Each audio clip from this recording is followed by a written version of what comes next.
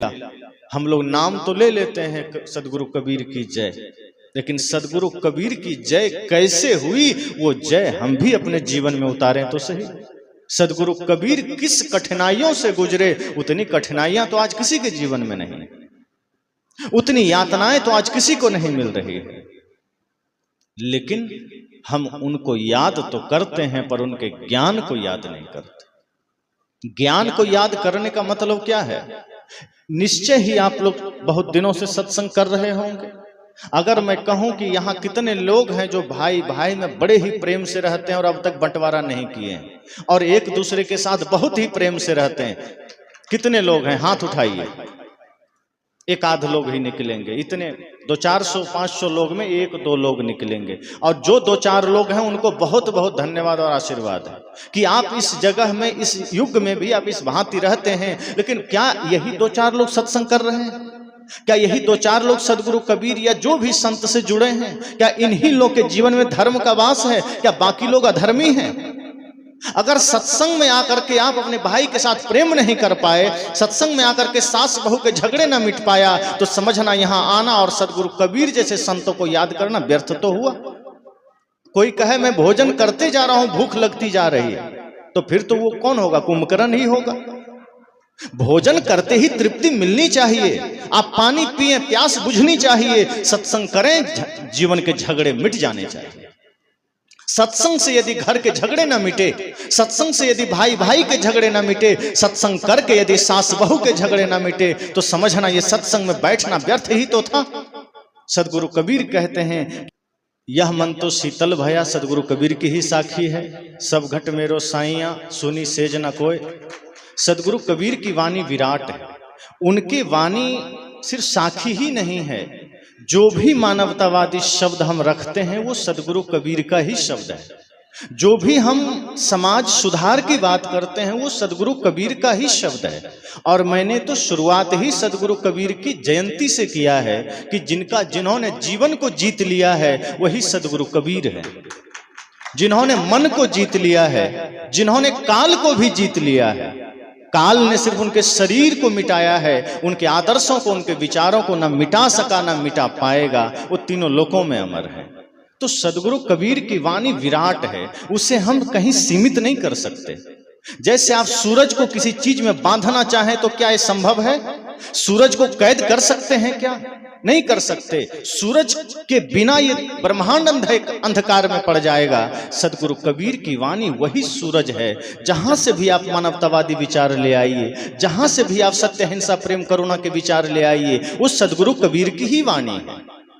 जैसे अभी हमारे सामने एक बैनर लगा है जिसमें बाबा साहेब भीमराव अंबेडकर की तस्वीर है। आप सब जानते हैं उनकी माता कबीरपंथी थी, महात्मा गांधी की माता कबीरपंथी थी। ऐसे महान महान हस्तियों की माताएं, उनके परिवार सदगुरु कबीर के अनुयायी रहे हैं।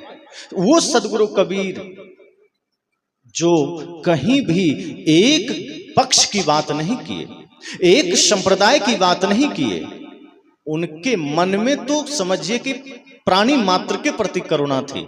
किसी ने हिंदू के लिए कहा, किसी ने ईसाई के लिए कहा, किसी ने सिख के लिए कहा, किसी ने जैन के लिए कहा, किसी ने बौद्ध के लिए कहा। सदगुरु कबीर ने इंसान ही नहीं प्राणी मात्र के लिए कहा।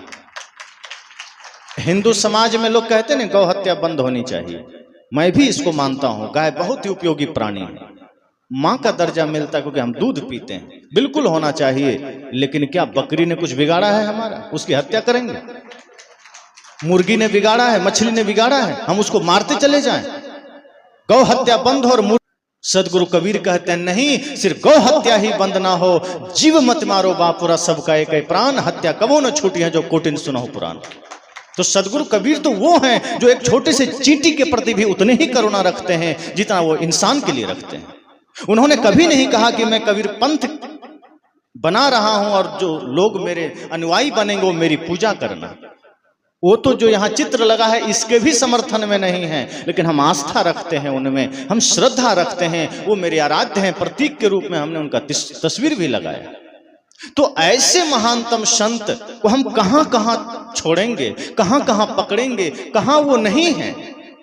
जहां भी पूरे धरती पर मानवतावादी विचार कोई कहेगा समझ जाना वो कबीर वाणी है। जहां भी कोई प्रेम की बात करेगा वो कबीर वाणी है। प्रेम पर जितनी बड़ी बातें सदगुरु कबीर कह गए उतना तो किसी ने सोचा भी नहीं होगा। पोथी पढ़े पढ़े जगमुआ पंडित भया ना कोय, 2.5 आखर प्रेम का पढ़े सो पंडित हो। कहा संसार के लोग पोथी पढ़ रहे हैं, पन्ने उलटते चले जा रहे हैं और तमाम पोथियां पढ़ पढ़ के टोकरी में डाले चले जा रहे हैं, पर अभी तक वो पंडित नहीं बन सके। सदगुरु कबीर कहते हैं 2.5 अक्षर का छोटा सा प्रेम शब्द है, जिसने उसको पढ़ लिया अर्थात जिसने उसे जीवन में उतार लिया वो पंडित हो गया। सोचिए, पंडित की परिभाषा सदगुरु कबीर ने बदल दी। कोई सोचता है मैं व्याकरण पढ़ लूंगा पंडित हो जाऊंगा, मैं वेद पढ़ लूंगा पंडित हो जाऊंगा, मैं महाभारत पढ़ लूंगा पंडित हो जाऊंगा, मैं 6 दर्शन पढ़ लूंगा पंडित हो जाऊंगा। साहब कहते हैं नहीं, तू पंडित नहीं होगा, तू रट्टू तोता हो सकता है। जिसने प्रेम को पढ़ा वो पंडित हो गया, जो प्रेम का पुजारी बन गया वो पंडित हो गया। सदगुरु कबीर कहते हैं यह तो घर है प्रेम का, खाला का घर नाए, शीश उतारे भूमि धरे तब घर बैठो मार।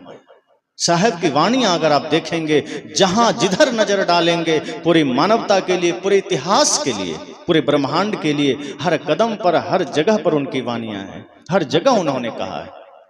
कोई पिता के लिए रोता है, कोई माँ के लिए रोता है, कोई बेटे के लिए रोता है, कोई परिवार के लिए रोता है। सदगुरु कबीर कहते हैं नहीं, मैं रोवो इस जगत को, मोको रोवो न कोई। सोचिए कितनी बड़ी दृष्टि रही होगी, कितना बड़ा दिल रहा होगा। एक आदमी अपने बाप बेटे के लिए रो सकता है, बेटा बाप के लिए रो सकता है, परिवार के लिए रो सकता है। सदगुरु कबीर का हृदय कितना विराट रहा होगा कि वो कहते हैं मैं रोवो इस जगत को, मैं जगत के लिए रो रहा हूं। और क्या जगत के लिए वो इसलिए थोड़े रो रहे थे उनको भोजन नहीं मिल रहा था, कि उनको कपड़ा नहीं मिल रहा था। उनको कपड़ा भी था, भोजन भी था, कपड़ा तो खुद ही बुनते थे, कपड़े के लिए क्यों रोएंगे? वो तो दूसरों को कपड़ा देते थे। ना भोजन की चिंता थी, ना कपड़े की चिंता थी, ना सुख समृद्धि की चिंता थी।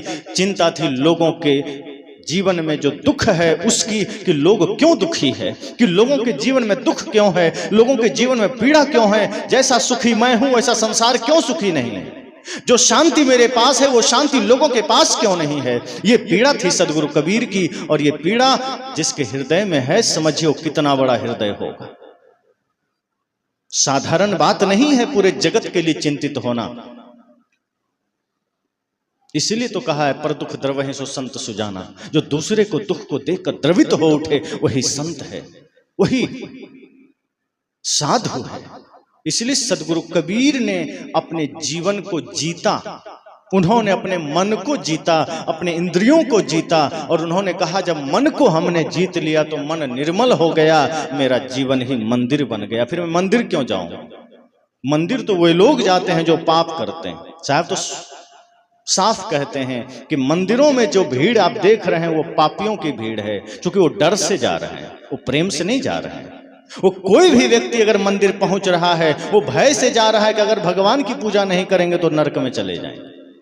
और इसी मंच से बैठकर धर्मगुरु आपको डराते भी हैं कि अगर तुम धर्म का काम नहीं किए तो नरक में जाओगे, खौलते हुए तेल में तले जाओगे, आरे से फाड़े जाओगे, सांप बिच्छू से डसवाए जाओगे। और आदमी इसी डर से मंदिर चला जाता है कि जो पाप हो रहा है शायद भगवान माफ कर दें। साहब ने कहा नहीं, मन को इतना सुंदर बना लो, कर्म को इतना सुंदर बना लो कि डर से मंदिर जाने की जरूरत ना हो। अगर आप डर से प्रार्थना कर रहे हैं, डर से मंदिर जा रहे हैं, डर से पूजा कर रहे हैं, डर से सत्संग कर रहे हैं और डर से दान कर रहे हैं, तो उल्टा उसका लाभ मिलेगा, सीधा तो नहीं मिल सकता। फिर ना स्वर्ग मिलेगा ना शांति मिलेगी। पूजा डर से किया जाने वाला चीज है क्या? अगर आप पूजा डर से करते हैं, दान डर से करते हैं, मंदिर डर से जाते हैं, इसका मतलब आपको ना राम से मतलब है, ना कृष्ण से मतलब है, ना शिव से मतलब है, आप वहां डर से जा रहे हैं। साहब ने कहा इसलिए मैंने मंदिर जाना छोड़ दिया, क्योंकि मेरा घर ही मंदिर है, मेरा जीवन ही मंदिर है। मैंने क्रियाक्रम भी छोड़ दिया, मैंने व्रत उपवास भी छोड़ दिया। दवाई कौन खाता है? जो बीमार है। तो धर्म के नाम पर 24 घंटे में 1 घंटा जो आदमी कहता है कि मुझे 1 घंटा पूजा करनी, साहब कहते हैं 23 घंटा तुम क्या करते हो? पाप। अगर तुम 24 घंटे में 1 घंटा पूजा करने जा रहे हो, इसका मतलब 23 घंटे तुम पाप कर रहे हो। साहब कहते हैं नहीं, जहां जहां डोलो सो परिक्रमा, जो कुछ करो सो पूजा। कहा जीवन में ऐसा कर्म धारण करो, झाड़ू लगाओ तो पूजा हो जाए, शौचालय साफ करो तो पूजा हो जाए, दुकान पर बैठो तो पूजा हो जाए, शहर में कहीं भी दफ्तर में जाओ पूजा हो जाए, ऑफिस में जाओ तो पूजा हो जाए, नौकरी में जाओ तो पूजा हो जाए, भोजन बनाओ तो पूजा हो जाए। ये कौन सी पूजा है कि बाकी समय पाप करो, 1 घंटा प्रार्थना करो। साहब ने कहा तुम कहते हो 1 घंटा प्रार्थना करेंगे, तो प्रार्थना में क्या गाएंगे? तमेव माता च पिता तमेव बंधुश्च सखा। वहां जाकर के तुम 1 घंटे प्रार्थना कर रहे हो, बाकी समय दूसरों को गाली दे रहे हो, एक दूसरे पर क्रोध कर रहे हो। तो 1 घंटे की प्रार्थना और 23 घंटे की गाली में कहीं कोई बैलेंस नहीं बनेगा। साहब कहते हैं 24 घंटे इतना मीठा बोलो, इतना शुद्ध बोलो, इतना सत्य बोलो, इतना मधुर बोलो कि 24 घंटे प्रार्थना ही प्रार्थना हो, 1 घंटा अलग से प्रार्थना की जरूरत ही ना पड़े। लोगों ने कहा मैं व्रत करूंगा, साहब ने कहा मुझे व्रत की भी जरूरत नहीं। लोगों ने कहा क्यों? कहा व्रत कौन करता है? कहा जो कुछ पुरोहितों ने समझा दिया कि व्रत करने से स्वर्ग मिल जाएगा, सिद्धि मिल जाएगी, घर में सुख समृद्धि रहेगी।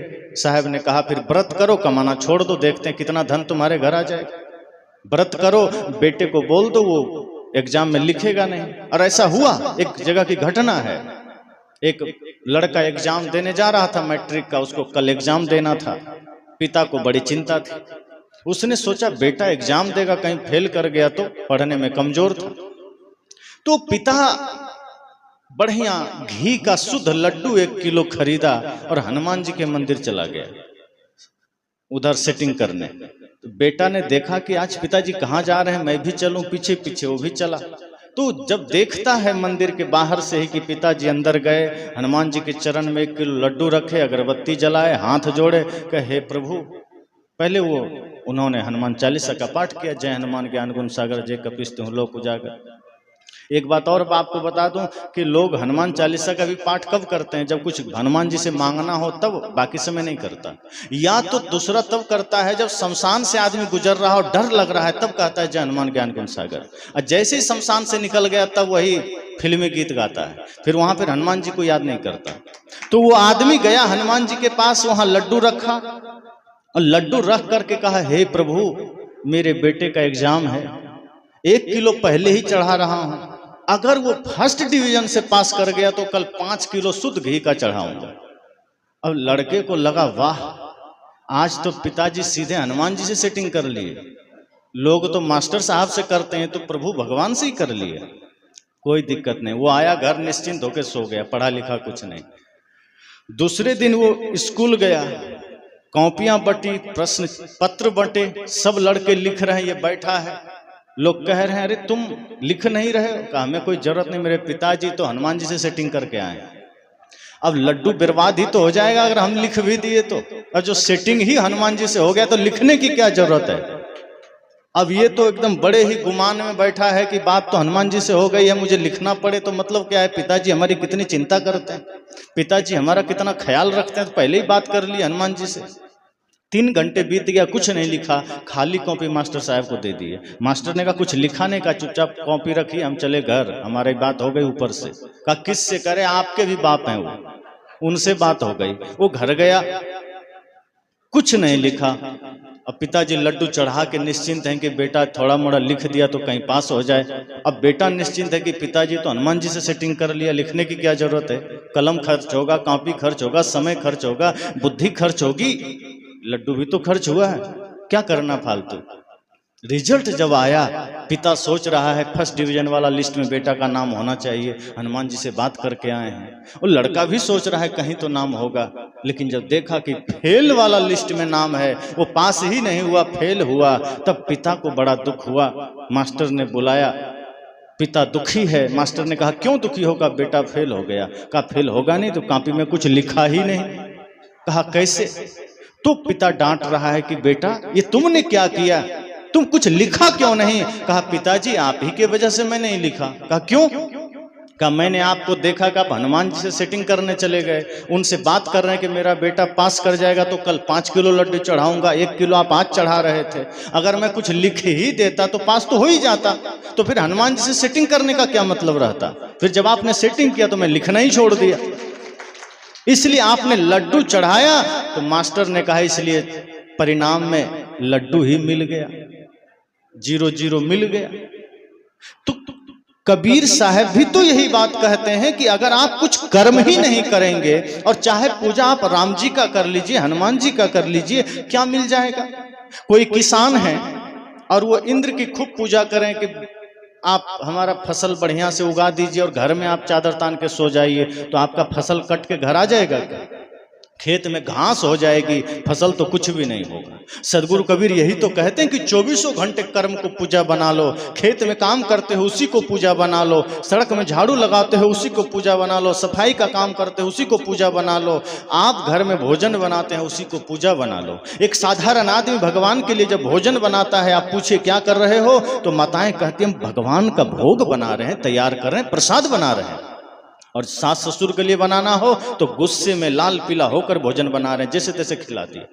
जो भगवान आपका एक कौर नहीं खा सकता, उसके लिए कितनी श्रद्धा से आप भोजन बना रहे हैं। और वही भगवान जिस सास ससुर में बस रहे हैं, जो जिंदा सामने है, उसको आप गुस्से में भोजन दे रहे हैं। और जो भोजन गुस्सा से, खिन्नता से तैयार होता है, पूजा तो वो बिल्कुल भी नहीं होता, वो भोजन भी जहर हो जाता है। इसलिए सदगुरु कबीर कहते हैं कर्म को पूजा बनाइए, अपने जीवन के हर एक पल को पूजा बना लीजिए, फिर आपके लिए मंदिर जाने की जरूरत कहाँ पड़ जाएगी, फिर आपको कहीं अलग से व्रत करने की क्या जरूरत पड़ेगी। हाँ, अगर आप उपवास रहना चाहते हैं आयुर्वेद की दृष्टि से सप्ताह में एक दिन जरूर रहिए, लेकिन ये सोच के नहीं कि स्वर्ग मिल जाएगा। शरीर से विषाक्त तत्व बाहर आ जाएगा उपवास रहने से, और कुछ नहीं होगा, आप स्वस्थ रहेंगे। सप्ताह में एक दिन उपवास रहना चाहिए, पर यह सोच कर नहीं कि इससे हमको मोक्ष मिल जाएगा। भोजन छोड़ देने से कहीं मोक्ष मिलता है? भोजन छोड़ने से मोक्ष नहीं मिलता है, बुरे विचारों को छोड़ने से मोक्ष मिलता है। भोजन छोड़ने से स्वर्ग नहीं मिलता है, क्रोध को त्याग करने से स्वर्ग मिलता है। जीवन में पाप का त्याग करिए, जीवन में ईर्ष्या का त्याग करिए, जीवन में हिंसा का त्याग करिए। आदमी लहसुन प्याज छोड़ देता है। एक आदमी कहा, अरे मत पूछिए, मैं तो लहसुन प्याज भी नहीं खाता। मैंने कहा, और क्रोध छोड़ दिया, नफरत छोड़ दिया? का नहीं, वो तो अभी भी हो जाता है, बच्चों पर क्रोध कर देते हैं, पड़ोसी से नफरत हो जाती है। मैंने कहा लहसुन प्याज खाओ, कोई बात नहीं, नफरत मत करो, उसका त्याग कर दो, क्रोध का त्याग कर दो, ईर्ष्या का त्याग कर दो। ये सबसे बड़ा जहर है। अगर ये जीवन से नहीं छोड़ा तो लहसुन प्याज छोड़ने से क्या हो जाएगा?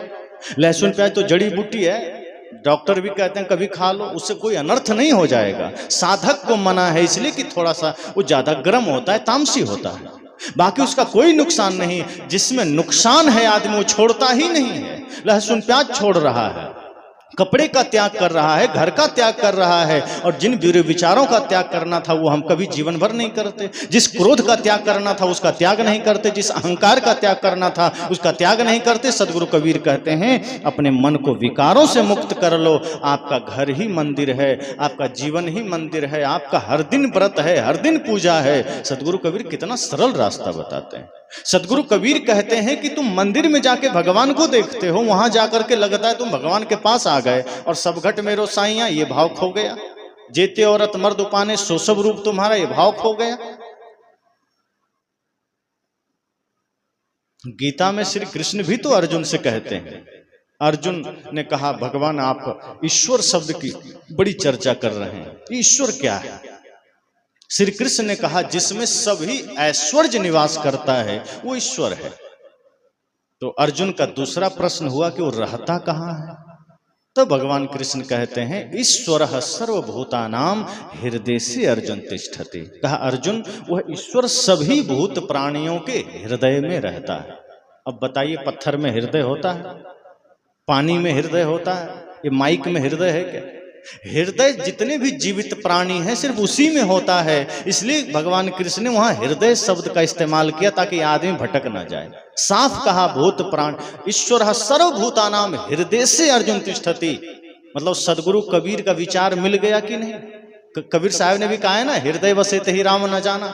जो हृदय में बसता है उस राम को तुम नहीं जाने। और कृष्ण कहते हैं हृदय से अर्जुन तिष्ठति, वह भगवान हृदय में निवास करता है। फिर जिन जिन हृदय में वो भगवान निवास करता है, तो पिता के हृदय में भी तो भगवान है, माँ के हृदय में भी भगवान है, पुत्र के हृदय में भी, भाई के हृदय में भी, सास के, बहू के, भाभी के, ननद के, देवर के, सबके हृदय में भगवान है।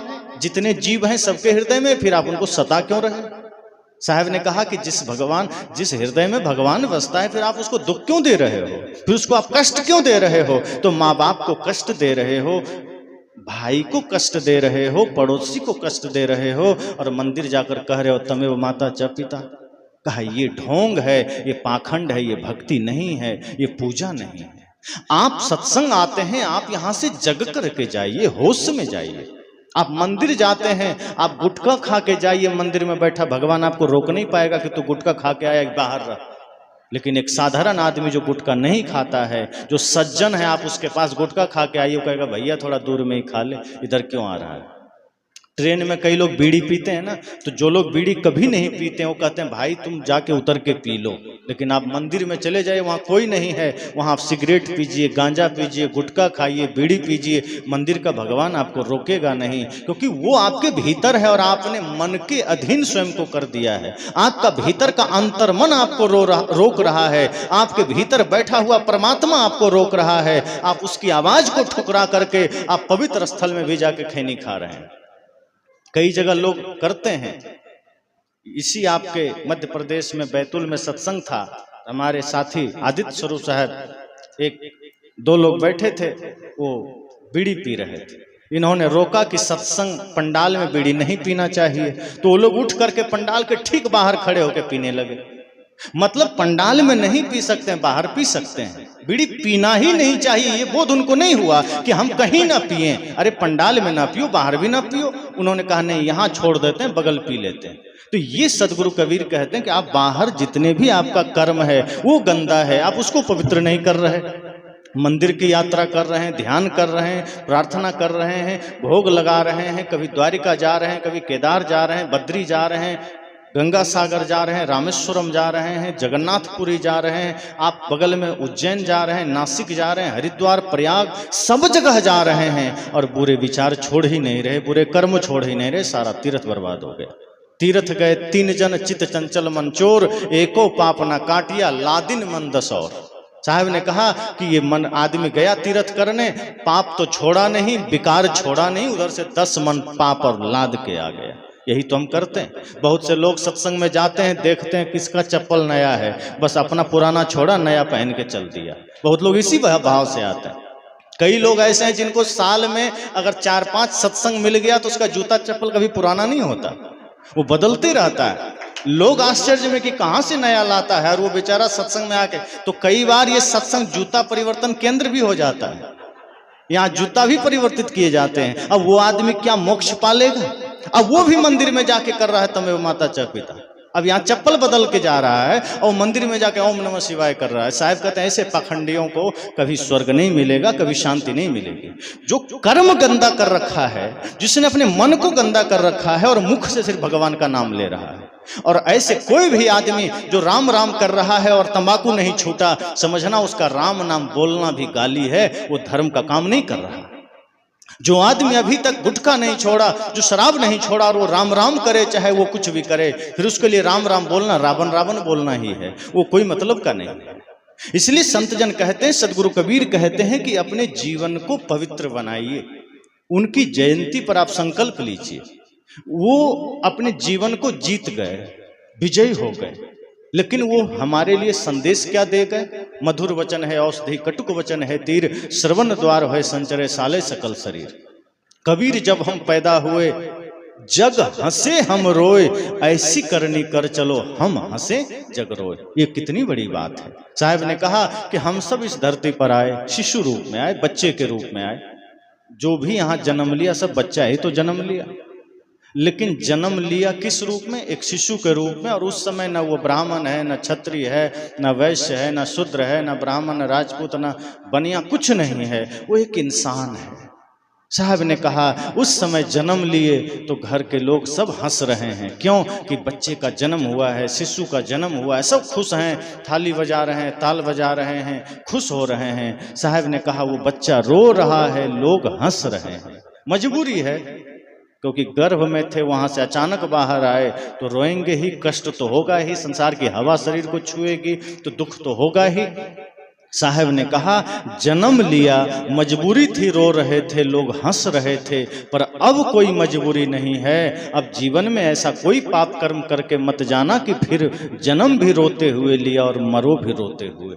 साहब ने कहा अब ऐसी करनी करके जाना, ऐसा कर्म करके जाना कि अब तुम हंसते हुए जाना और लोग रोएं। ये काम करना, ऐसा काम अब मत करना कि जन्म भी रोते हुए, मरना भी रोते हुए, और जन्म में भी लोग हंसे और मरने पर भी हंसे। जन्म पर तो लोग खुशी से हंसे थे और मरने पर अगर कोई हंस रहा है तो समझ जाना कि आपने जीवन को गड़बड़ कर दिया, बिगाड़ दिया। क्योंकि अगर किसी के मृत्यु पर कोई हंस दिया, इसका मतलब वो कितना दुष्ट है, कितना पापी है कि उसके मरने पर आदमी खुश हो रहा है। साहब ने कहा ऐसी करनी कर चलो, हम हंसें जग रोए। ये जीवन इसलिए मिला है कि वो काम करके जाना, वो परमार्थ करके जाना, वो पुण्य का धन कमा करके जाना, वो धर्म का धन कमा करके जाना कि आप तो हंसते हुए जाओ, आप तो मुस्कुराते हुए जाओ, लेकिन आपकी यात्रा को देख करके लोगों के दिल पसीज उठे, लोगों के आंखों में आंसू आ जाए। और अगर आपकी यात्रा, आपकी अंतिम यात्रा पर अगर लोगों के आंख में आंसू आ गया तो समझ जाना आपने जीवन को जीत लिया। सदगुरु कबीर भी यही कहते हैं कि मैंने जीवन को जीता है, मैंने काल को जीता है। और काल को जीतने का मतलब ये नहीं कि शरीर अमर हो जाना, व्यक्तित्व अमर हो गया, उनका आदर्श अमर हो गया, उनका कर्म अमर हो गया। ऐसे महानतम संत सम्राट सदगुरु कबीर की जयंती है। ऐसे परम ज्ञानी परम संत शिरोमणि सदगुरु कबीर साहब की जयंती है। और वो जयंती पर हम क्या कर सकते हैं? आज एक दिन का आपने इतना मेहनत किया, सत्संग रखा, इतने दूर से हम सबको बुलाया, इसका क्या अर्थ होना चाहिए? क्या ये सत्संग आपके जीवन के प्रश्नों का उत्तर बन पा रहा है? क्या ये सत्संग आपके समस्याओं का समाधान बन पा रहा है? क्या आप ये संकल्प लेकर बैठे हैं कि यहां से हम भी जाग करके जाएंगे? सदगुरु कबीर की वाणियों को सिर्फ यहां नहीं, यहां भी उतार करके जाएंगे। मतलब दिमाग में तो हम ले लेते हैं, दिल तक हम उस वाणी को उतरने नहीं देते हैं। आदमी उल्टा करता है, कोई आपको गाली दे दिया तो आप दिल में ले लेते हैं, और कोई आपको ज्ञान दे रहा है तो आप यहीं रोक लेते हैं, और यही उल्टा हो रहा है। गाली को यहां रोक लीजिए, ज्ञान यहां उतरने दीजिए। और अगर कोई आपको ज्ञान दिया, आप यहां रोक रहे हैं, गाली दिया यहां उतार रहे हैं। तो जैसे ही गाली को, निंदा को, झूठ को आप दिल में उतार लेते हैं, आपका जीवन नरक बन जाता है, और ज्ञान को दिल में उतार लेते हैं, जीवन स्वर्ग बन जाता है। यहां से ये संकल्प लेकर जाइए कि सदगुरु कबीर की वाणी हमारे हृदय में गूंजना चाहिए, उनका ज्ञान हमारे आचरण में गूंजना चाहिए, उनका ज्ञान हमारे आदर्शों में गूंजना चाहिए। और वो ये कि अगर कोई गाली भी दिया तो हमें उसका जवाब गीत से देना है, गाली से नहीं देना है। अगर कोई क्रोध भी किया तो हमें क्रोध नहीं करना है। कोई हमारी निंदा भी किया, आप मत करिए, वो अपनी पहचान दिखा रहा है, आप अपनी पहचान दिखाइए। जिसके पास जो है वही तो देगा। जिस टंकी में पानी भरा है आप नल खोलिए, पानी निकलेगा। अगर कोई हिंदू टोंटी खोलेगा तो पानी निकलेगा, और कोई मुसलमान टोंटी खोलेगा तब क्या निकलेगा? पानी ही निकलेगा, क्योंकि टंकी में पानी भरा है। वो पानी थोड़े कहेगा कि नहीं नहीं मैं तो हिंदुओं का हूं, अब मुसलमान आ गया तो मैं बदल करके नाली का पानी बन जाऊं या गटर का पानी बन जाऊं या मैं सूख जाऊं। ऐसा तो नहीं है ना। आपके भीतर अगर सत्य है, प्रेम है, अहिंसा है, करुणा है, दया है, तो आपके पास आपका अपना आएगा तो भी आप प्रेम देंगे, पराया आएगा तो भी आप प्रेम देंगे। अभी आप सिलेक्ट करते हैं कि अपना कोई आया तो बड़ा प्रेम किए, अब कोई दूसरा आ गया तो उस पर गुस्सा कर दिए, क्रोध कर लिए, नफरत कर लिए। अपने हो या पराये सबके लिए हो न्याय, देखो कदम तुम्हारे हरगिज ना डगमगाएं। रास्ते बड़े कठिन हैं, चलना संभल संभल के, इंसाफ की डगर पे बच्चों दिखाओ चल के।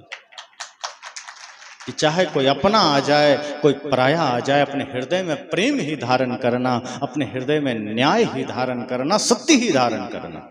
आप अगर न्याय की गद्दी पर बैठे हैं, वहां से सबके लिए न्याय बांटिए। अगर आप घर में बैठे हैं, भाई भाई के बीच उसी न्याय को लेकर चलिए, उसी प्रेम को लेकर चलिए। हमारे शास्त्र हमें बहुत सी अच्छी शिक्षाएं देते हैं, हम उसे लेते कहाँ? हम नफरत में पड़ गए हैं कि वो मत पंथ गलत है, वो मत पंथ गलत है, वो समाज गलत है, वो कपड़ा गलत है, वो साधु गलत है। हम ये सोचते नहीं कि सही कौन है, सही है उसके पास जाइए।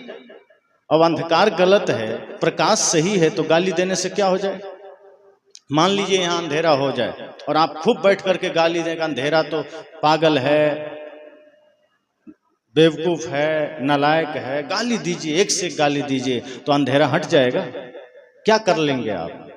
या फिर आप सोचे कि नहीं लाठी मारें, फिर आप लाठी ले आए खूब यहाँ पटकें, तो क्या अंधेरा मिट जाएगा? कोई आदमी कहे नहीं AK-47 से अंधेरा भागेगा और यहाँ खूब तड़ गोली चलावे, तो क्या अंधेरा मिट जाएगा? एक समझदार आदमी कहता है ना गाली देने की जरूरत है, ना लाठी मारने की जरूरत है, ना AK-47 की जरूरत है, एक बल्ब जला दो, अंधेरे को छोड़ो, हटाओ, अपने हट जाएगा।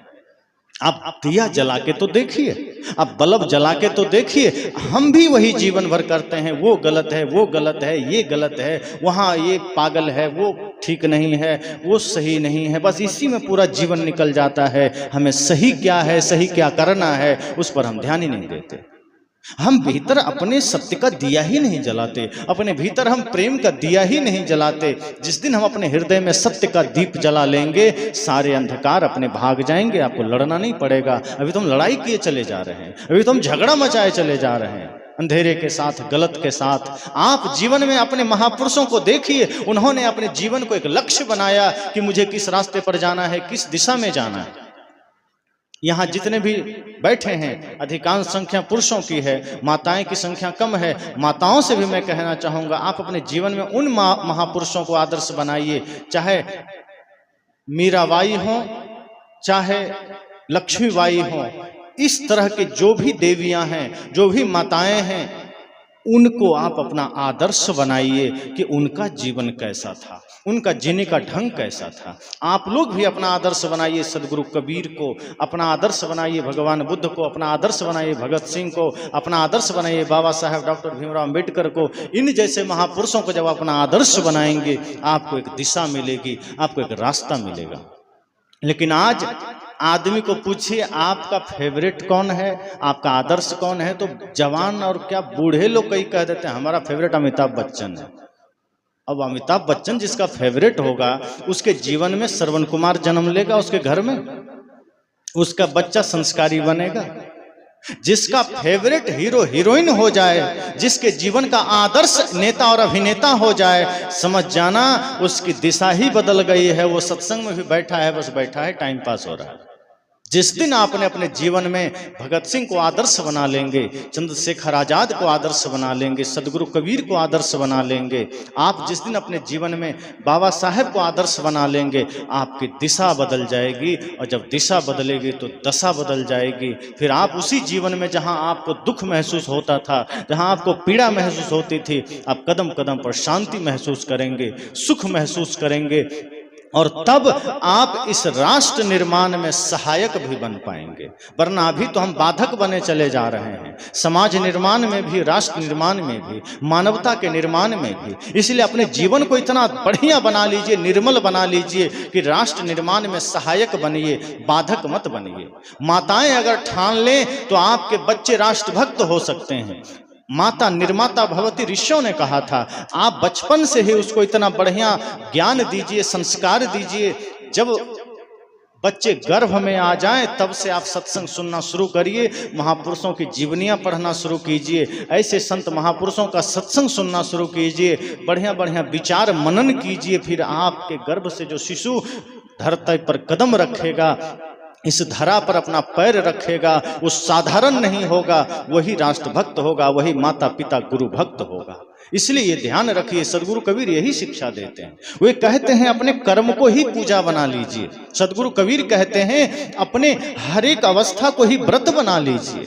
फिर आपको कोई अलग से व्रत नहीं करना पड़ेगा, फिर आपको अलग से कुछ भी नहीं करना पड़ेगा। अभी तो आदमी कितना क्विंटलों क्विंटलों फूल तोड़ के मंदिर में चढ़ा देता है। फूल है जिंदा और मंदिर में भगवान है मुर्दा, मतलब पत्थर तो मुर्दा ही होता है ना, जिंदा तोड़ा मुर्दा पे चढ़ा दिया। होना तो ये चाहिए कि मूर्तियों को उठा के फूल पर चढ़ाइए, वो जिंदा है, उठाइए फूल पर ले जाके चढ़ाइए तो शायद भगवान खुश हो जाएं। आदमी उल्टा करता है, फूल ले जाके चढ़ा रहा है। फूल जिंदा है, एक तो मरा है ही, उसको भी मारे चले जा रहे हैं।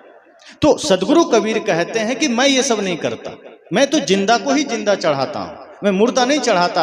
आदमी बलि करता है, कहाँ करता है? एक जिंदा बकरी चर रही है, उसका गला काट के काली माँ को चढ़ा दिया। काली माँ ने मांगा था, नोटिस भेजा था कि मुझे भूख लगी, बकरी दे दो। साहब कहते हैं जो तोहरा को सांचा देवा खेत चरत क्यों न लिया जी। अगर तुम्हारी देवी तुम्हारा देवता बढ़िया है, ताकतवर है, उसको भूख लगी है तो खेत में चरते हुए बकरी को क्यों नहीं पकड़ के खा गई? शेर को भूख लगता है तो आपको नोटिस भेजता है कि भूख लगी है तो बकरी भेज दो।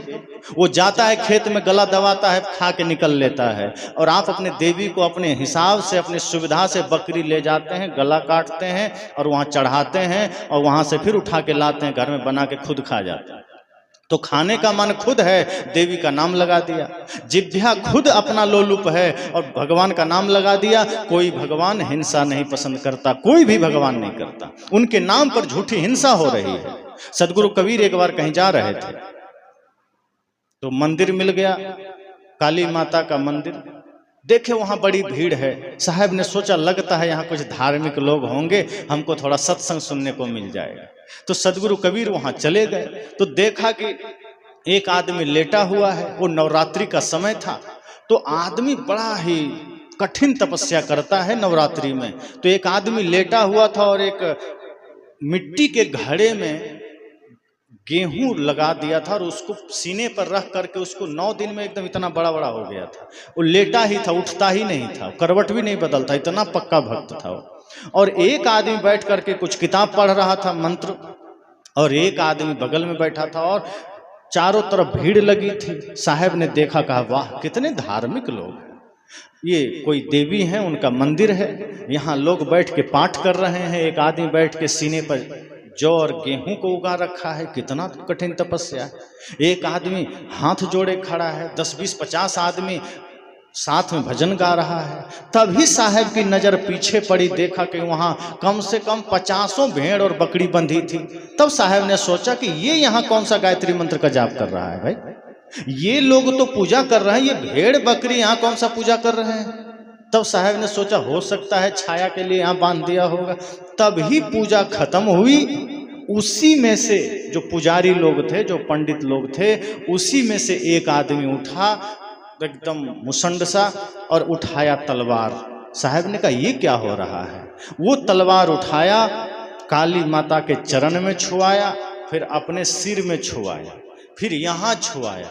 साहब ने कहा ये हो क्या रहा है, ये तलवार की यहाँ क्या जरूरत है। पहले यहाँ छुआया, फिर यहाँ छुआया, और जैसे ही साहब सोच ही पाए कुछ, तब तक वो दर्जनों भेड़ बकरी को तलवार से खटाखट काट के खत्म कर दिया, स्वाहा कर दिया। अब साहब आंखें बंद कर लिए, कहा ये क्या हो गया।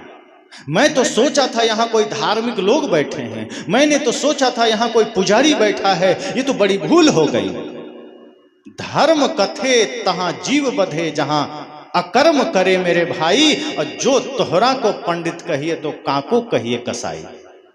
साहब ने कहा कि हमें लगा ये धर्म की कथा हो रही, तुम यहाँ गीता बाँच रहे हो, पोथी बाँच रहे हो, धर्म कथे जहाँ जीव बधे तहाँ, लेकिन यहाँ तो जीव की हत्या हो रही है, यहाँ तो भेड़ बकरी काटे चले जा रहे हैं। अकर्म करे मेरे भाई, ध्यान देना, ये कर्म नहीं है, ये अकर्म है, दुष्कर्म है, पाप कर्म है। और जो तोहरा को पंडित कहिए, ऐसी हत्या करने वालों को अगर कोई पंडित कहता है, फिर कसाई कौन है।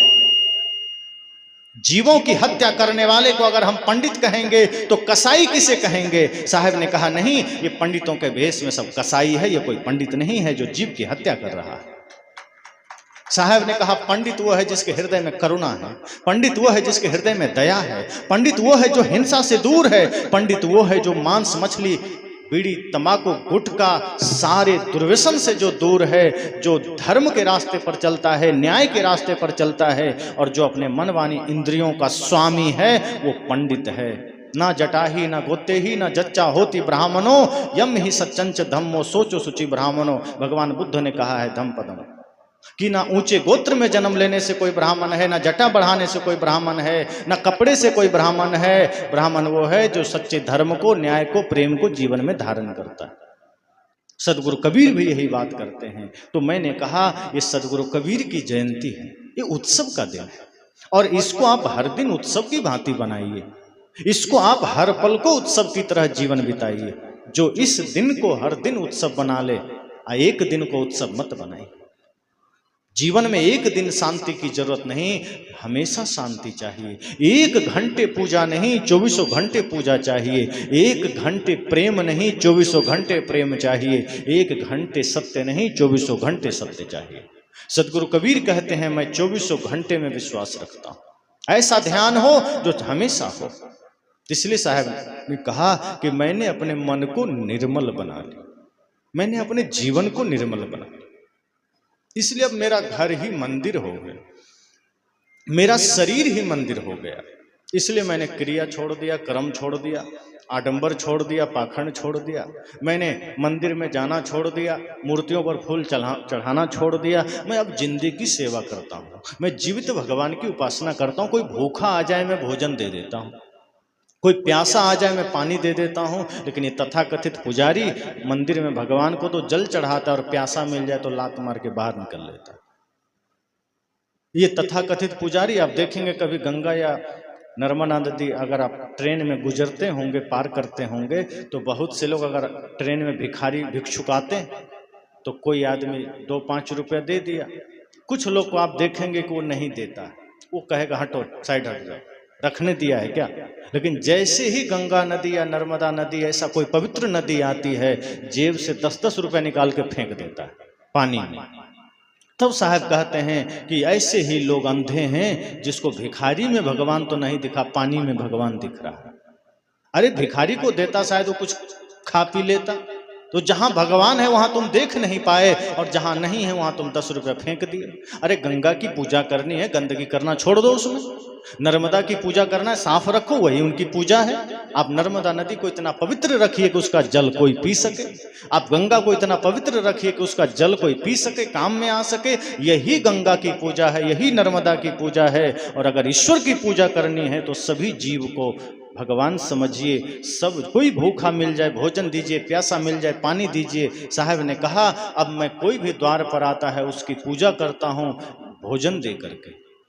कोई भूखा आ गया मैं उसको भोजन देता हूँ, कोई अगर वस्त्रहीन आ गया मैं उसको कपड़े दे देता हूँ, कोई प्यासा आ गया मैं पानी दे देता हूँ, किसी के आंख में आंसू है मैं उसका आंसू पोंछ देता हूँ। यही मेरे जीवन में व्रत है, पूजा है, उपासना है। अब मैं बाहर कुछ नहीं करता, अब मैंने घर को ही मंदिर बना लिया, अब ने पूरे संसार को ही मंदिर बना लिया। अब जो भी मेरे सामने है वही मेरा देवता है, वही परमात्मा है। सोचिए ये कितनी बड़ी दृष्टि है। ऐसे महानतम संत सम्राट सदगुरु कबीर की जयंती हम सब मना रहे हैं। तो मैं तो यही मंगल कामना करूंगा कि ऐसे महानतम संत की जयंती एक दिन नहीं, एक घड़ी नहीं, इसको आप हर दिन हर समय मनाइए। और सदगुरु कबीर की जयंती मनाना बड़ा सरल है। उनकी एक एक वाणियों को कर्म में उतारिए, उनकी जयंती ही है। अगर आप मीठा बोलना जान गए समझना कबीर की जयंती हो गई। अगर आप कुछ बढ़िया काम यहाँ करके चले गए समझना उनकी जयंती हो गई। अगर आप मित्र के साथ निस्वार्थ प्रेम रख पाए, आज तो यहाँ मित्र भी मित्र से स्वार्थ में प्रेम रखता है। शास्त्र आदमी पढ़ता है, किताबें पढ़ता है, धर्म शास्त्र पढ़ता है, लेकिन वहां से सीखता नहीं। भाई से स्वार्थ में प्रेम, मित्र से साथ स्वार्थ में प्रेम, पड़ोसी से स्वार्थ में प्रेम। संत साहब कहते हैं कि स्वार्थ का त्याग कर दीजिए, निस्वार्थ प्रेम कीजिए, निस्वार्थ भक्ति कीजिए। आदमी तो गुरु की भक्ति भी स्वार्थ में करता है कि गुरु से कुछ मिल जाए। एक बूढ़ी माता गुरु के पास गई, कही गुरु जी हम आपकी भक्ति करना चाहते हैं, दीक्षा लेना चाहते हैं, लेकिन कहा क्या? कहा बदले में मैं बहुत गरीब हूँ, मेरे को थोड़ा सा आशीर्वाद दीजिए कि मेरा घर पक्का बन जाए, हमारा बेटा नौकरी में चला जाए। संत ने कहा देखो मेहनत करोगे तो होगा, मेरे आशीर्वाद से नहीं होगा। अब कोई ढोंगी गुरु होता तो कह देता जाओ मेरा आशीर्वाद है हो जाएगा। आज बहुत से ढोंगी गुरु हैं ना, आशीर्वाद दे के लोगों को घर बना देते हैं, धन बांटते हैं। अब वो आशीर्वाद देकर लोगों को करोड़पति बना रहे हैं और खुद जाते समय उनको दक्षिणा नहीं दीजिए तो रोके जाते हैं, हमको दक्षिणा नहीं दिया। अब भाई तुम्हारे आशीर्वाद से कोई करोड़पति बन रहा है तो खुद को आशीर्वाद दे दो, करोड़ों रुपया खुद ही ले लो, तो दूसरों से क्या लेना। कई लोग आपको स्टेशन में मिल जाएंगे कि ये अंगूठी पहन लीजिए आप करोड़पति बन जाएंगे, और बेचारा 10 रुपये के लिए वहां बैठा है फुटपाथ पर, वो खुद ही पहन ले वो अरबपति बन जाए। लेकिन वो खुद नहीं पहनता, वो आपको दे रहा है कि 10 रुपये का अंगूठी पहनो, मात्र 10 रुपये का, आप करोड़पति बन जाएंगे। कई लोग आपको सोना और चांदी का कछुआ कहता है रखो घर में तो धन आएगा। अब मैंने कई बार देखा है कि सोना और चांदी का जो कछुआ वो धनी लोग ही रखते हैं, कोई गरीब रखता ही नहीं है। अब गरीब रखे तो पता चले वो धनपति हुआ कि नहीं। जिसके पास धन है वही रख रहा है, तो उसके पास तो पहले से धन है। अब किसी गरीब में वो कछुआ बांट दीजिए, अगर धन आ जाए तो समझ जाएंगे, फिर तो भारत दुनिया में सबसे नंबर 1 अमीर में हो जाएगा। अब नंबर 1 में अमेरिका है, जापान है, जो कछुआ रखता ही नहीं है। तो जो नहीं रखता है वो धनी है, और जो रख रहा है वो धनी नहीं है। तो सदगुरु कबीर का ज्ञान बड़ा विराट है और आंखें खोलने वाला है। वो तो कहते हैं कि ये सत्य थोड़ा कड़वा होता है, जो मानते हैं, जो भ्रम में है, उनको थोड़ी पीड़ा होगी। स्वाभाविक है, जो सो रहा है उसको जगाइए, कष्ट तो होगा ही, लेकिन अगर जग जाएगा तब उसे पता चलेगा कि अच्छा हुआ हम जग गए। सूर्योदय से सिर्फ उल्लुओं को कष्ट होता है, बाकी किसी को कष्ट नहीं होता है। अब जो ज्ञान का सूर्योदय से जिसको कष्ट है तो समझ जाना उल्लू ही होगा। और जिसको ज्ञान से कष्ट हो, ध्यान से कष्ट हो, प्रेम से कष्ट हो, फिर वो आदमी आदमी नहीं हो सकता। जंगल सा दृश्य हो गया, बाजार देखिए, है खून से सना हुआ अखबार देखिए। साहब ने कहा आज तो ये स्थिति समाज की है, इसलिए मैं जगा रहा हूं। साहब जगाने की बात करते हैं, और इस कबीर जयंती के अवसर पर इस कार्यक्रम में हम भी जगाने ही आए हैं, कुछ सिखाने नहीं आए हैं। क्योंकि हमसे ज्यादा आप लोग जानते हैं, हम सिर्फ जगाने का काम करते हैं। जैसे समाज में वो चौकीदार होता है ना, रात में जो आपको सीटी बजा बजा के सावधान करता है कि जागते रहो, जागते रहो, कोई चोर न घुस जाए। संत भी चौकीदार है, वो आपको जगा रहे हैं, जागते रहो, कहीं काम क्रोध लोभ मोह का चोर न घुस जाए, कहीं नफरत का चोर न घुस जाए, कहीं अहंकार का चोर न घुस जाए। तो वही काम हम करने आए हैं, आपको जगाने आए हैं कि जागते रहो, कहीं ये नफरत, घृणा, ईर्ष्या, द्वेष आपके धन को चोरी न कर ले। आपके भीतर जो शांति का धन है, प्रेम का धन है, जो अहिंसा का धन है, ये चोर कहीं चुरा ना ले। इसलिए जागते रहिए, होश में रहिए। ये सदगुरु कबीर का जो जयंती है, प्राकोत्सव है, ये बहुत अद्भुत समय है। जेठ की गर्मी और ऊपर से सदगुरु कबीर का आगमन, सोचिए कितना इस गर्मी में उनका आगमन हुआ है, और वो उतना ही खरा ज्ञान लेकर के। जितनी गर्मी ये समाज में, ये वातावरण में नहीं है, उससे ज्यादा आग उनकी वाणी में है। जहाँ कचरा बचता ही नहीं है, जहाँ कोई आडंबर टिकता ही नहीं है, जहाँ भ्रम टिकता नहीं है। लेकिन दुर्भाग्य है कि जहाँ सत्य ज्ञान है वहाँ लोग कम पहुँच पाते हैं, जहाँ भ्रम है वहाँ भीड़ लग जाती है। आपने सुना होगा पटना में अभी 12-15 लाख की भीड़ हुई बागेश्वर वाले बाबा के यहाँ, दरबार लगा था। उनको कहना पड़ा कि अब मत आइए। आप लोग कहते सब आइए, वो कह रहे हैं मत आइए। भीड़ अधिक हो गई। और वो भीड़ किसकी थी? ज्ञान सुनने वालों की नहीं, कि कुछ चमत्कार हमारे जीवन में बाबा कर देंगे, चमत्कार कर देंगे, हम जीवन नहीं बदलेंगे, हम मांस खाएंगे, हम चोरी करेंगे, हम पाप करेंगे, हम हिंसा करेंगे, हम झूठ बोलेंगे, बस बाबा का आशीर्वाद हो जाए, सब पाप करते हुए स्वर्ग भी मिल जाए। तो ऐसे लोग फिर राक्षस हैं, वो देवता तो हो ही नहीं सकते।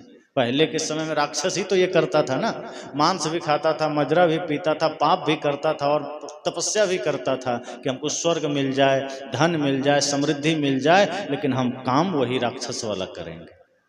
पर जो इंसान है, देवता है, उसका काम क्या है? सत्य राह पर चलना, प्रेम के रास्ते पर चलना, न्याय के रास्ते पर चलना, मांस मछली मदिरा का त्याग करना, नशा का त्याग करना, माता पिता गुरु का सेवा और सम्मान करना, समाज का कल्याण का काम करना, राष्ट्र निर्माण का काम करना। और ये साधारण नहीं है। समाज निर्माण का काम बड़ी तपस्या का काम है, कठिनाई का काम है। इसमें अपने आप को खोना पड़ता है, और ये कोई करने को राजी नहीं है। लेकिन कोई चिंता की बात नहीं, लोहा लक्कड़ के दुकान में तो भीड़ होती ही है, सोना और हीरे पर कोई कोई पहुंचता है। तो जो ज्ञान सोना और हीरा है वहां भीड़ ज्यादा नहीं होती, क्योंकि वो भोजन पचाना सबके बस की बात नहीं है। वैसे भी सदगुरु कबीर का ज्ञान तो सिंहों का भोजन है, ये गधों को गधे नहीं पचा सकते। तो जो भोजन ही सिंहों का है, जो मार्ग ही सिंहों का है, जो मार्ग ही वीरों का है, वहां सब कैसे पहुंच सकते हैं? लेकिन अगर सब पहुंचने लगे, लोग आने लगे, तो उसका सौभाग्य है, उसका भाग्य है। इसलिए मैं कहता हूं कि सदगुरु कबीर की जयंती आपके जीवन के लिए भी ऐसी प्रेरणा लेकर आप जाएं यहाँ से, ऐसा विचार लेकर जाएं कि आपका जीवन भी जयंती बन जाए, आपका भी अगला जन्मदिन जयंती के रूप में लोग मनाएं या आपके न रहने पर ऐसा मनाएं, क्योंकि जाना तो है, यहां से चलना तो है। इसलिए आपने साहब का भजन सुना है कि ये धरती ऐसी है कि यहाँ जब हम आते हैं तो समझ लो ये संसार सौदा की जगह है, बाजार की जगह है। हम यहाँ सौदा करने आते हैं और यहाँ से हम क्या सौदा करते हैं ये हम पर निर्भर करता है। यहाँ पाप भी बाजार में है, पुण्य भी बाजार में है, सेवा भी है, आडंबर भी है, पाखंड भी है, प्रेम भी है, नफरत भी है। हम यहाँ से कौन सा बाजार करके जाते हैं? आपने भजन सुना है ना, अरे दिल गाफिल गफलत मत कर, एक दिन जम तेरे आवेगा रे। सौदा करन को या जग आया, पूंजी लाया मूल गंवाया। सौदा करन को या जग आया, पूंजी लाया मूल गंवाया। प्रेम नगर का अंत न पाया, ज्यों आया त्यों जावेगा, ज्यों आया त्यों जावेगा रे। अरे दिल गाफिल गफलत मत कर, एक दिन जम तेरे आवेगा रे। साहब आगे कहते हैं, सुन मेरे साजन सुन मेरे मीता, या जीवन में क्या क्या कीता। सुन मेरे साजन सुन मेरे मीता, या जीवन में क्या क्या कीता। सिर पाहन का बोझा लेता, आगे कौन छुड़ावेगा, आगे कौन छुड़ावेगा रे। अरे दिल गाफिल गफलत मत कर, एक दिन जम तेरे आवेगा रे। पड़ली पार मोरा मीता खड़िया, उस मिलने को ध्यान न धरिया। परली पार मोरा मीता खड़िया, उस मिलने को ध्यान न धरिया। टूटी नाव पर जा बैठा, गाफिल गोता खावेगा, गाफिल गोता खावेगा रे। अरे दिल गाफिल गफलत मत कर, एक दिन जम तेरे आवेगा रे।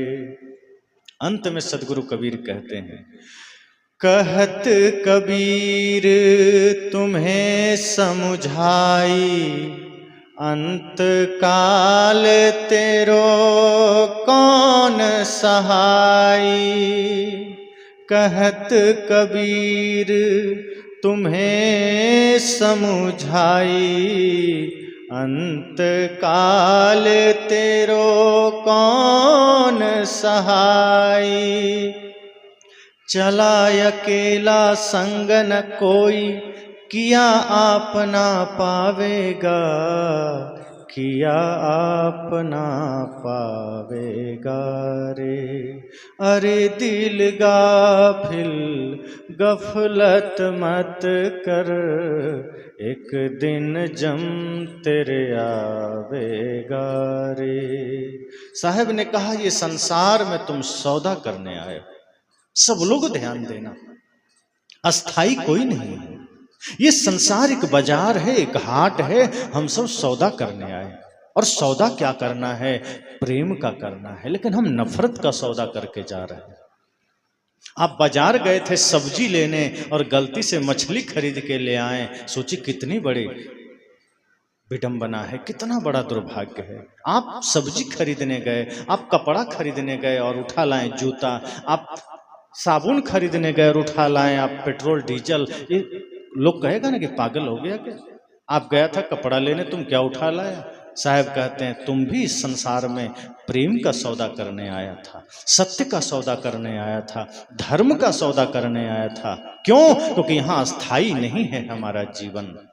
कोई टाटा हो, बिरला हो, डालमिया हो, आईएएस हो, आईपीएस हो, कोई वैज्ञानिक हो, जाना सबको है। स्त्री हो, पुरुष हो, बाल हो, वृद्ध हो, जाना सबको है।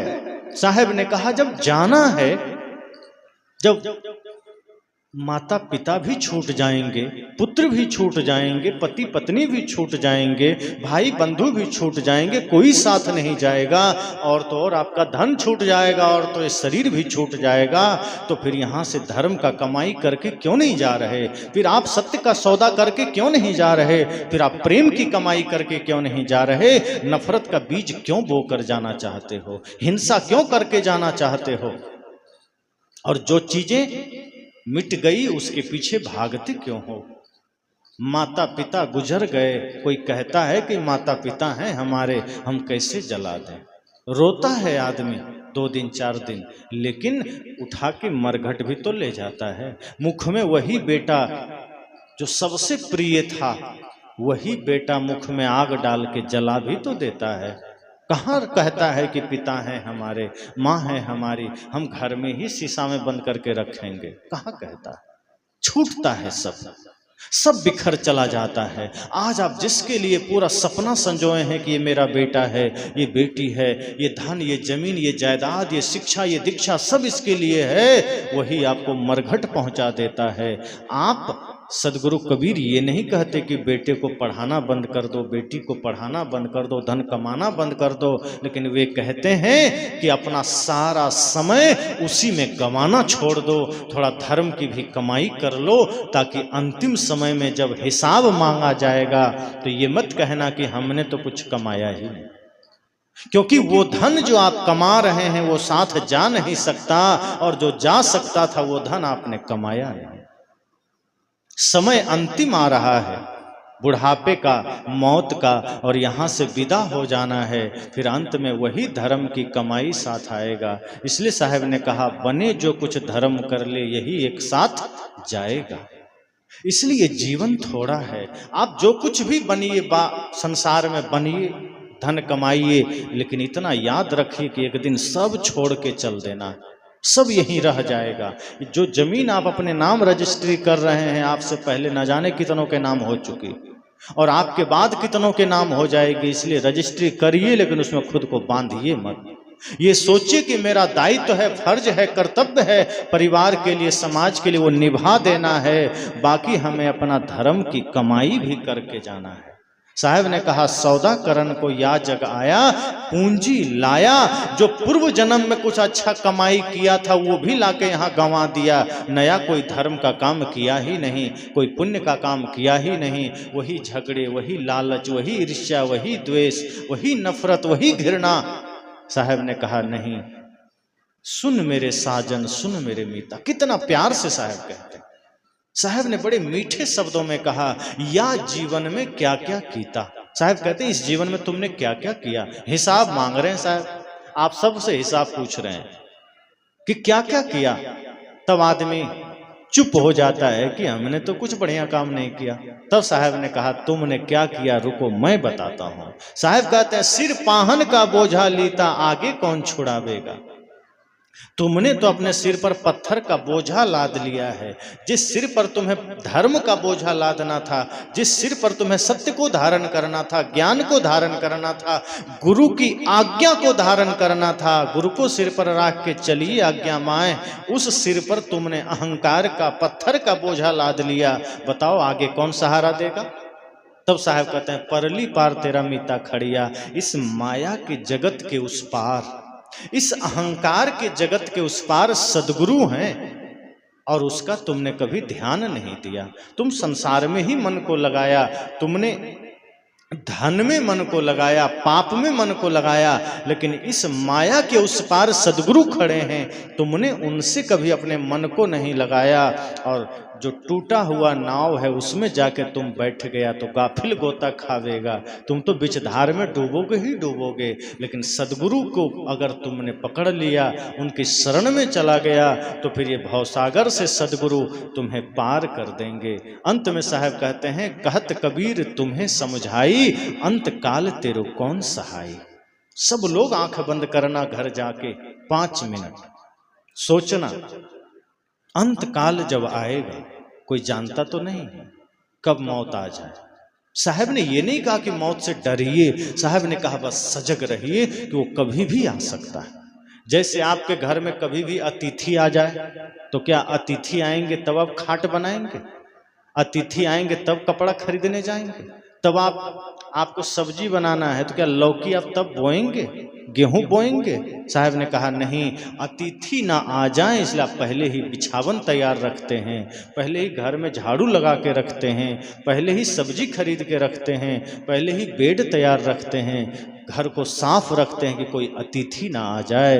मृत्यु भी तो अतिथि है जो बिना बताए आ जाती है। अतिथि मतलब जो बिना तिथि के आ जाए वही अतिथि है। लेकिन आजकल कोई अतिथि नहीं, आज तो मोबाइल है, सब फोन कर दिया मैं आ रहा हूँ। अब वो बता के आ रहा है, वो अतिथि थोड़े है। मैसेज कर दिया मैं आ रहा हूँ, यहाँ पहुँचा वहाँ पहुँचा। हम ही आ रहे थे तो हर कदम पर सब लोग जान रहे थे वहाँ पहुँचे, हम अतिथि नहीं रहे। लेकिन मृत्यु अभी भी अतिथि है। आपका कोई कांटेक्ट उससे नहीं है कि कहाँ तक आया, जरा बता दो, थोड़ा काम निपटा ले। किसी ने कांटेक्ट किया मृत्यु से कि कब आ रहे हो, कहाँ तक आया? व्हाट्सएप कर देना, कॉल में बात नहीं हो सकती तो नेटवर्क से बाहर हो तो एक मैसेज छोड़ देना, कब तक आया। लेकिन आपको पता नहीं है, मृत्यु मैसेज भेज रही है। बाल सफेद कर दिया, मैसेज भेज दिया कि मैं आ रही हूँ। दांत हिला दिया, मैसेज भेज दिया कि मैं आ रही हूँ। आपने समझ नहीं पाया, सिर्फ वो मैसेज आपको भेज रहा है। आंखों की रोशनी घटा दिया, वो कह दिया कि मैं आ रही हूं। चाम लटका दिया, वो कह दिया मैं आ रही हूं। सूचना भेज दिया मौत ने, आप रिसीव नहीं कर पाए। और आप रिसीव भी किए तो आप नजरअंदाज कर दिए। लेकिन कभी कभी मृत्यु ये मैसेज भी नहीं देती है, बचपन में ही उठा ले जाती है, कोई सूचना नहीं देती, जवानी में लेके चले जाती है। साहब ने कहा, अंत काल तेरो कौन सहाई, क्या पता वो कब किस रूप में आ जाए। और तुमने धर्म का काम ही नहीं किया, तुम तो पाप करते रहे, अधर्म करते रहे, लोगों का दिल दुखाते रहे, भाई भाई में झगड़ा करते रहे, धन के पीछे भागते रहे। और अंत में लगा अब ये धन का उपयोग करेंगे, मौत सामने आ गई, चल मेरे साथ, अब तेरा धन तेरा कोई और भोगेगा, तेरा समय नहीं। तब आदमी कहता है बड़ा गड़बड़ हो गया, जन्म सब धोखे में खो दियो। इसलिए साहब कहते हैं, अंत काल तेरे कौन सहाई, चला अकेला संग न कोई, किया अपना पावेगा। बेटा छूट जाएगा, माँ छूट जाएगी, पिता छूट जाएंगे, धन छूट जाएगा, पत्नी छूट जाएगी, चला अकेला, ये जीव अकेले जाएगा। और ये शरीर भी सिर्फ मरघट तक जाएगा, उसके बाद शरीर भी कहेगा क्षमा करना, अब मैं नहीं जा सकता, इस शरीर भी नहीं जाएगा। तब साहब ने कहा, अब जो तुमने किया है काम, अच्छा या बुरा, उसी का परिणाम तुम पाओगे। इसलिए इंसान सावधान हो जाओ और कुछ नेक कमाई करके जाना, कुछ बढ़िया कमाई करके जाना। सदगुरु कबीर के इस प्राकट्य महोत्सव के अवसर पर सभी लोग संकल्प लीजिए और घर जाइएगा तो रात में सोते समय 5 मिनट बिस्तर पर जरूर बैठ के सोचिएगा कि हमने आज तक कौन सा बढ़िया काम किया है। एक बात तो ये ध्यान रखिए कि अगर कोई धर्म का काम करिए, कोई पुण्य का काम करिए, तो कभी किसी से मत कहिए कि मैंने कोई धर्म का काम किया है। स्वार्थ मत पालिए कि मैंने किया है इसका फल मिलेगा। विनम्रता से कहिए कि बस मेरा कर्तव्य था, मैं कर रहा हूं, पता नहीं ये कहां तक सही है, लेकिन मैं गुरु के बताए रास्ते पर, धर्म के रास्ते पर चलने का प्रयास कर रहा हूं। अपने कार्यों का कभी बखान मत करिए। ये मत कहिए कि मैंने दान किया, मैंने किसी को भोजन दिया, किसी को मैंने कपड़ा दिया, कि कोई भिखारी आ गया तो मैंने उसका मान रखा। ये सोचिए कि आपके जीवन में जो धर्म का आपको मौका मिला, ये मन में सोचिए कि सतगुरु संतों की कृपा से, माता पिता के आशीर्वाद से मुझे धर्म का अवसर मिला। सब लोग की बड़ी कृपा है, मैं कुछ धर्म कर पाया, मैं कुछ पुण्य कर पाया। ये मत सोचिए कि मैंने किया, संत तो कहते हैं कि इस हाथ से दाएं से दान करिए तो बाएं को पता न चले, लेकिन आदमी आज पुण्य छपा कर करता है, छिपा कर थोड़े करता है। पहले के लोग पुण्य छिपा कर करता था कि किसी को पता ना चले, चुपचाप पुण्य करके चला गया। आज आदमी 10 रुपया भी दान करता है तो मेरा नाम थोड़ा घोषित कर दीजिए। महत्व 10 रुपये का नहीं है, महत्व आपके मन का है। कोई करोड़ों करे तो क्या वो घोषणा करने लायक है? हाँ, कोई आदमी खुद को घोषित कर रहा है उसकी बात है, लेकिन जो दिया है उसके मन में कभी ये भाव नहीं होना चाहिए।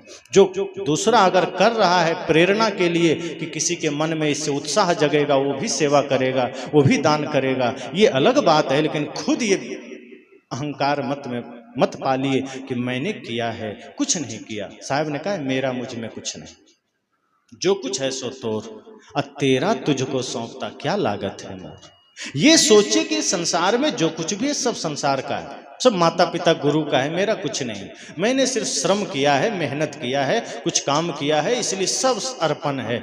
और अच्छा काम करते चलिए, नेक काम करते चलिए, कोशिश करिए किसी का दिल ना दुखे, किसी आपकी वजह से किसी के आंख में आंसू ना आए। तो जिस दिन आपने ये कर लिया, सदगुरु कबीर की जयंती मनाना सार्थक हो जाएगा। उस दिन सदगुरु कबीर की फिर अलग से कुछ करना नहीं पड़ेगा। फिर आप हर दिन उनकी जयंती मना रहे हैं, फिर आप हर दिन उनकी पूजा कर रहे हैं। इसलिए